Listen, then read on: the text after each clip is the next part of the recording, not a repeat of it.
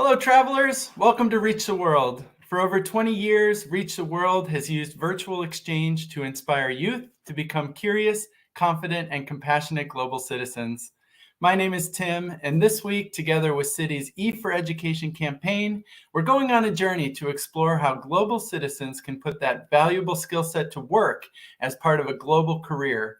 We'll be connecting with Citi employees in financial capitals around the world, all of whom have generously agreed to share their stories, observations, and tips for finding success in this highly interconnected global economy.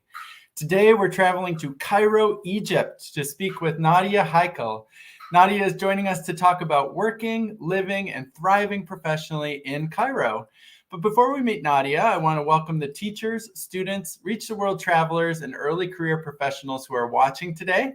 Feel free to use the YouTube chat bar to let us know you're here, where you're joining from, and of course, to share any questions you have for Nadia as we go. And with that, I think it's time for us to journey to Cairo. I'm going to bring Nadia onto the screen. Hello, Nadia. Welcome to Reach the World. Hi, Tim. Hi, everyone. How are you? I'm doing very Thanks well. for this How are you? introduction. All well, all well. Our regards from Cairo. Yeah, thank you. It's so nice to be able to connect with you today. I know you're getting towards the end of your day, and I'm at the start of my day, and it's fun to be able to connect and talk a little bit about global careers today. So I thought we'd dive right in. And I want to ask you, first of all, to sort of tell us a little bit about yourself, how you became interested in working for, a company that gives you connections all over the world and draws on your global career, global skills.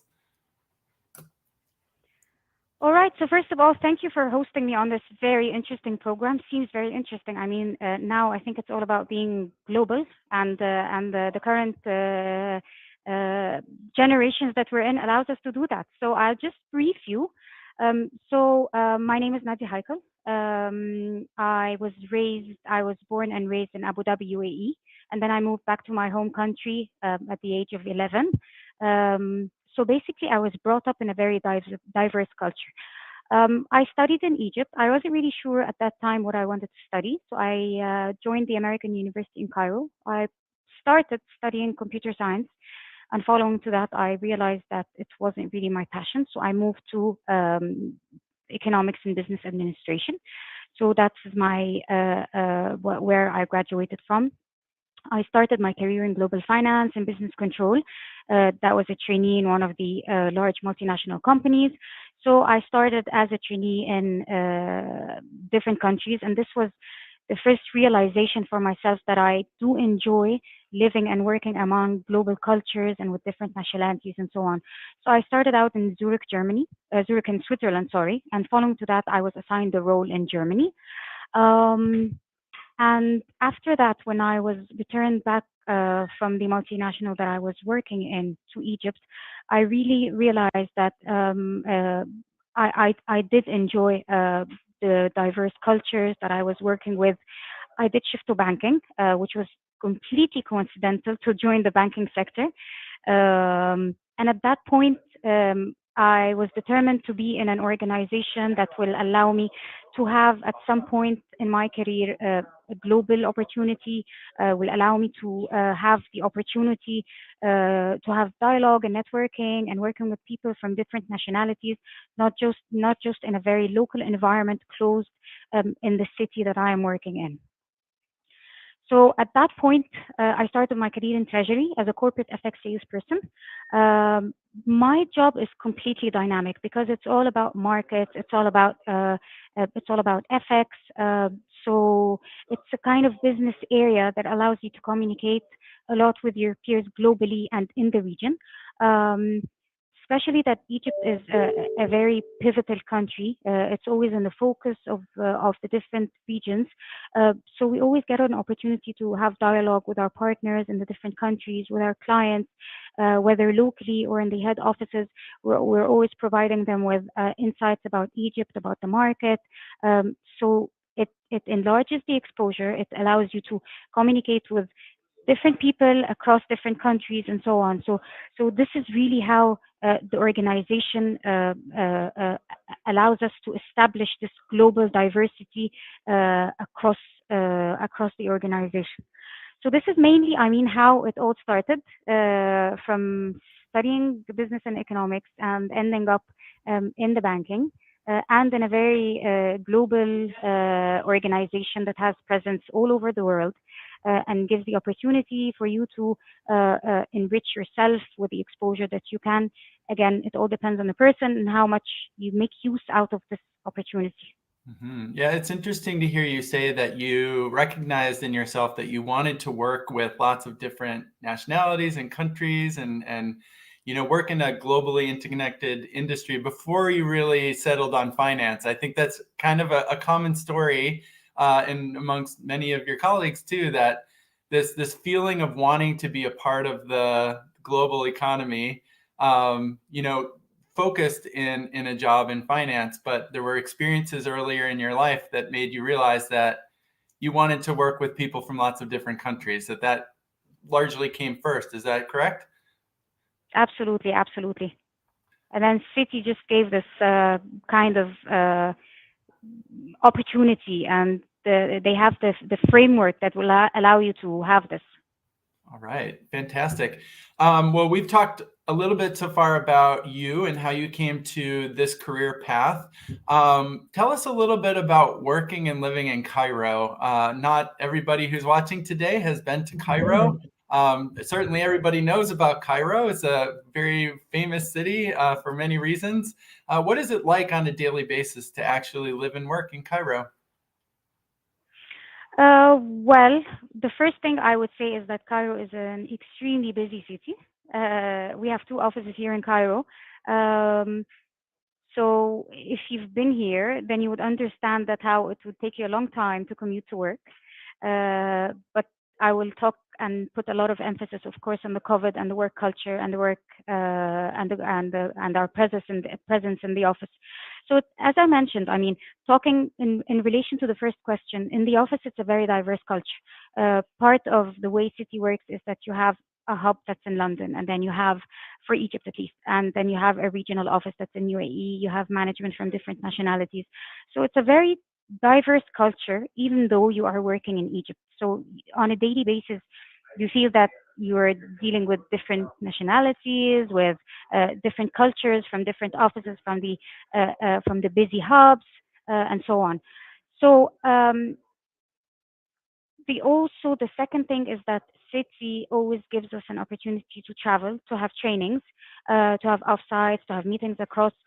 So you're based in Cairo, but you get a touch of the different offices and different cultures and elsewhere. Now, if we talk about the COVID, we realize that I'm sure all of the organizations have witnessed this, is that COVID has proven to us that location is just a matter of where you physically exist. However, now I don't think it takes a lot of weight.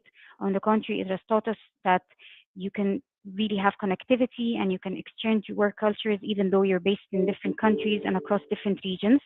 So location is not a key factor to where exactly you're based. So I could be communicating all day with people Actually, it does happen that I do communicate with people from different countries on one certain day more than I would communicate with the people with me in the office.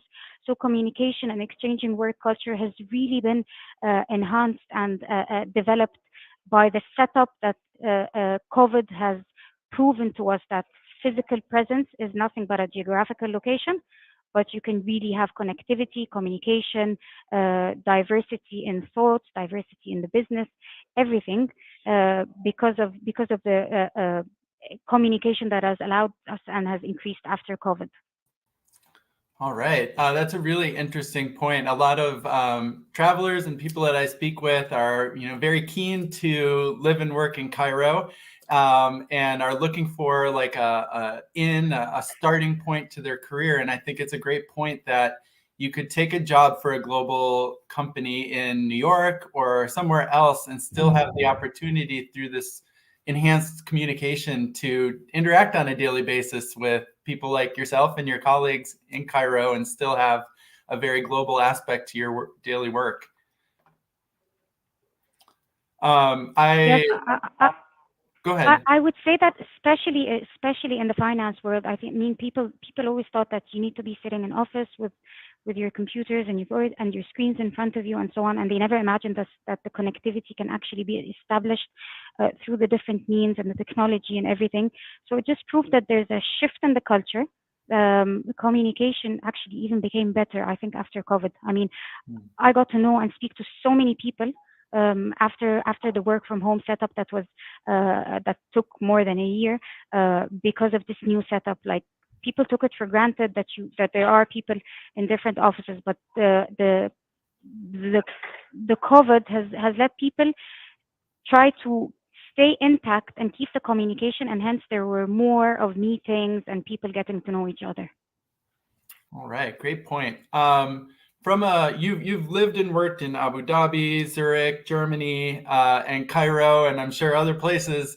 What do you think is unique about living and working in Cairo? Are there any sort of cultural things that sort of make their way into your workday, or what do you do on an average day that would let someone observing you from the outside know that you're living and working in Cairo? Uh, I would say one thing is that it's a very friendly culture. I mean, Egyptians by virtue are super friendly. So if someone comes and works in Egypt, people around him will get him familiarized with how to do business with the clients, so he will get into the business atmosphere in no time. It is a very easy. It is a very interesting and easy culture to blend in terms of the organization, in terms of the clients, and so on. So I think this is what makes Egypt a bit different from other countries. All right, in a very sort of like how you start your day to how you end your day sort of way, what is a typical day like for you? A typical day: Yes. client meetings, BAU, a lot of Excel sheets and numbers, a lot of client calls, a lot of analysis, stressful all the time, and this is how it ends. But with that, you do get to enjoy the day and the sense of achievement. This is another thing that is, I think, the thing that gets you going on and wanting to move a step ahead. All right, very interesting. A lot of the Reach the World travelers and early career professionals who are coming to this event and are sort of looking for ways to join the workforce in a way that makes use of their new global skills have asked me and are always wondering, like, what are some tips from someone like yourself who's been very successful in this realm? What would you recommend for people who are just getting started or looking to change careers and get into this global career path? What are some tips? What's some advice that served you well? Well, first of all, allow me to speak about tips that are not related or irrespective of whether it's a global or a local career. The one thing I would really say is that persistence and hard work, this is key, and that you have to trust that it will pay off in the end. There are different aspects then that one should focus on, like leadership, teamwork. You have to focus on your work and you have to deliver and know that you are delivering. And you have to have confidence that the organization will, in the end, recognize people based on their performance, based on the achievements that they have done. Now, if I'm to talk about the global career and if that's the aspiration, then there are certain things that have to be done and efforts need to be put on that front. Number one is networking, and you should definitely try to connect with people as much as possible.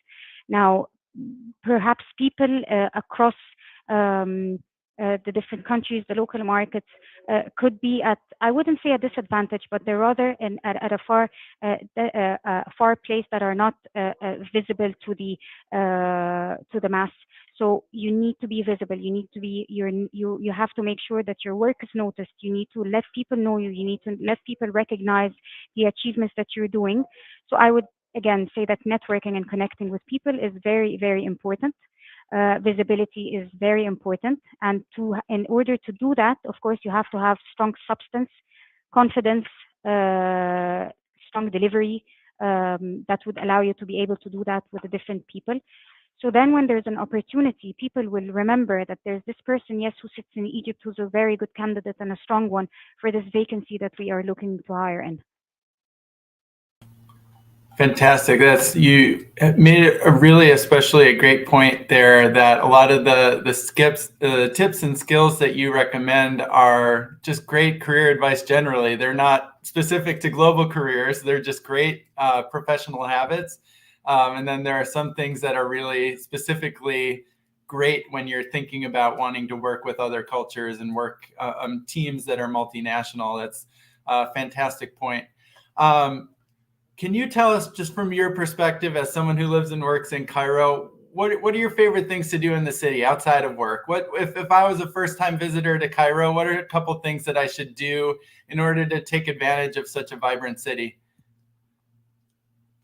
For sure, number one is sightseeing. There's so much to be seen in Cairo. So you have the pharaonic monuments, and then you have the Islamic and Christian cultures with all the mosques. So there's so much to be done. So sightseeing is one thing. Then you should take a couple of few days away from Cairo so that you can see other areas. That's if you have the luxury of time, of course. If you had to name one that's your favorite outside of Cairo for a day trip, what would you recommend? For a day trip, no. Egypt is a very large area, so it can't be one day trip. But I would definitely recommend Sharm el-Sheikh. That's a beautiful beach destination, and Luxor and Aswan for the touristic scene. And apart from that, I mean, there's much to be done in Cairo. I mean, you have the Nile River, so you can go dining, you can have a very pleasant time just going out and watching the different culture of the Egyptians. All right. Well, Nadia, thank you. There's so much great advice packed into what you just shared with us all. I want to thank you so much for sharing your global career journey with Reach the World today. Thanks for taking some time out of your day to do that for us. I also want to thank our entire audience for tuning in. There are many more, actually a handful more, Citi Global Career Journey stops to come this week. So stay tuned. And if you missed any of our previous stops on this global career journey, you can find recordings of those events at Reach the World's YouTube channel, where we've set up a special Citi Global Career Journey playlist. Special thanks to the Citi E4 Education Campaign and to all our many Citi volunteers like Nadia for making this learning experience possible. So thank you again, Nadia. It's fantastic to meet and speak with you today. Have a great rest of your day, and we'll see all of you next time. Thank you so much, and good luck to everyone who's looking into having a global career. Thank you, Nadia. Thank you. Bye.